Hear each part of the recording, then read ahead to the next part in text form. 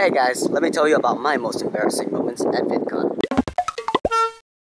Yeah, sorry, I just took a shower and I didn't style my hair, so it's all crazy Asian.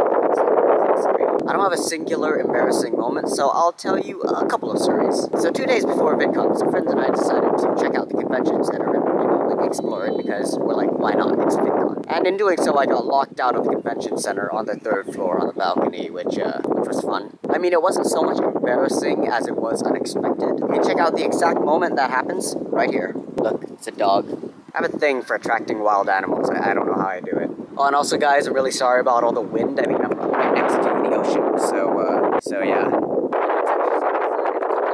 This entire area right here is gonna be completely flooded. I guess that's what the tides do to you. Anyway, the first community day of Vidcon, I randomly met up with my friend Felix. His channel will be in the description below. And we were just exploring the expo hall, and there was something happening at the entrance to the stadium from the expo halls over there. Then as we were leaving, Felix caught eye of Vihart. If you don't know who Vihart is, she's a math musician on YouTube that makes common concepts of math really, really fun. And since I was a huge fan of her and I missed her twice before, I was going to let her get away this time. And so being the creepy and inconsiderate jerk that I am, I stopped her and started chatting up with her. And because I wasn't creepy enough, I totally just fangirled all over her and made a huge fool of myself. If you haven't seen any of Vihart's videos, her channel will be in the description below. I recommend checking her out if you're a fan of math, or even if you're not a fan of math, because she puts a whole new spin on math and thinks so differently about common topics. I highly recommend her videos with pi, phi, tau, and Mobius strips. Also, she teaches you to make awesome moves and not pay attention in math class, which is always fun. So same day, we were just finishing exploring the expo hall and we were super exhausted. One of our friends got a booster and we were heading to the UPS store in the Hilton to get a poster too, so, you know,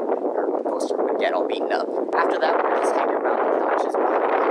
At that time, I thought it'd be a good idea to check out what I had collected throughout the day in my tote bag. There were all the usual stuff that you got when you collected your bag at registration. The camera magazine, the flyer, the schedule for VidCon, the orientation thing, and the stickers. Also some stuff that I got from the expo hall. Dog is back. Some throwaway pillows, a couple of posters, some candy, more stickers, and another orange thing. And then there was some absolutely random things, like a Nerf crossbow, some ammo. Unfortunately for me, one of those random things was half a submarine from a submarine that I got like 9 hours ago. Over the course of the day, the sauces in the submarine started leaking through the paper and started coating some of the stuff in my tote bag. Luckily for me, nobody knew, so it wasn't that embarrassing. I mean, nobody knew until now. And while I'm making a fool of myself, I'm pretty sure I finished the rest of that sandwich, though it doesn't really seem like me because, you know, gross. But I'm not one to waste food. So literally, 1 minute later, we all saw John Green heading for the elevators. So before VidCon, I set myself one goal of having my copy of Tifio signed personally by John Green so that I can give it to my good friend Jackie when I got back. So again, being the inconsiderate person I am, I stopped John Green from getting to his ultimate destination so that he can sign my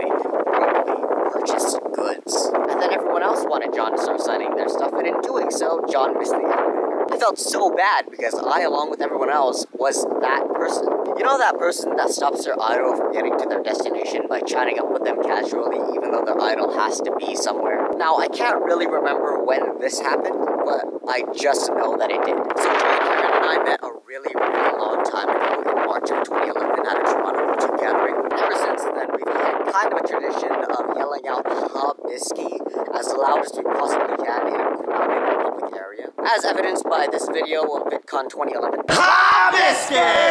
And VidCon 2012. Habisky! We check out the first time that we ever met. Point is, we were friends and we were familiar with each other. So we ran into each other randomly, either at the end of Community Day 1 or any time over the course of Community Day 2. I can't really remember. We ran into each other pretty often over the course of VidCon, but this time was particularly interesting. So we ran into each other and he put his arms out and, you know, I'm not going to refuse him a hug because, you know, rude. Pretty sure we were in the lobby of the Hilton or like the second floor of the convention center. Point is, it was somewhere crowded and full of people. So we were just standing there hugging, and I'm not even joking when I say this, but we were probably hugging for like a minute long or something, or like 2 minutes long, so, like really long. He then proceeds to tell me that I smell like cedar, and I'm like, is that good? Because I don't really know what cedar smells like. And he says, yeah, it smells fresh, like a forest, or something along the lines of that, because you know the details. Now, if you were there on Disney Day with the Lone Wolves, then you'll probably remember this. So the previous night, we stayed up until like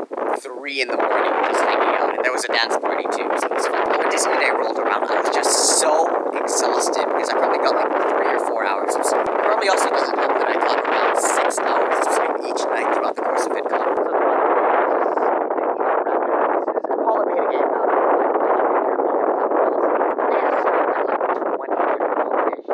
It was a little embarrassing, but it was worth a few good laughs. Now, some of these experiences I don't really find embarrassing. I only truly find the sandwich story, meeting Vihart, and hugging Jory embarrassing stories. Getting locked out of the convention center was unexpected, but it was worth a few good laughs. I'm kind of ashamed that I stopped John on the way to the elevator. If I didn't, I wouldn't have been able to give my best friends special gifts I've ever given anyone. Sleeping at Disney is something I somewhat regret, because when I'm tired, I get really cynical and somewhat douchey. As a result, I wasn't able to enjoy Disney as much as I would have liked to. Changing everything, I would probably throw it at everything else I was, even though they were embarrassing, I would not change it. The whole experience was explained by all the good things. It's shaped by the good and the not so good stuff that makes it unforgettable. Sorry guys, I had to change locations. It started raining. Anyway, back to the subject. Like at VidCon 2011, if I hadn't gotten scammed out of my hotel room, I wouldn't have been able to stay with Dan Brown, which is an experience I find to this day near and dear to my heart. The laughs that everyone got out of those embarrassing moments makes them all worth it. So the next time someone asks you what you would have done differently with your life, really think about it, because those moments may have shaped you into the person you are today. Wow, how did this turn into a philosophical discussion about one's choices and effects? Anyway, along with the embarrassing moment, we were also supposed to build a fort, so here's my go at it. I'm king here. Anyway guys, this is my go at a fort. It is, blankets, a table, and a pillow, and a suitcase. So, yeah. Hope you guys like my most embarrassing moments at VidCon, and I will see you next week.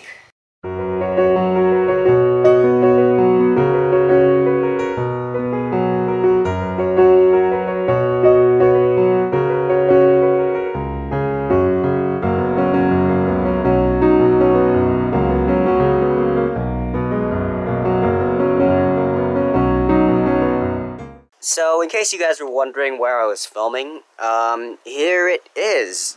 It is a turned over paddle boat. Does this count as a fort? I wanna see if this counts as a fort.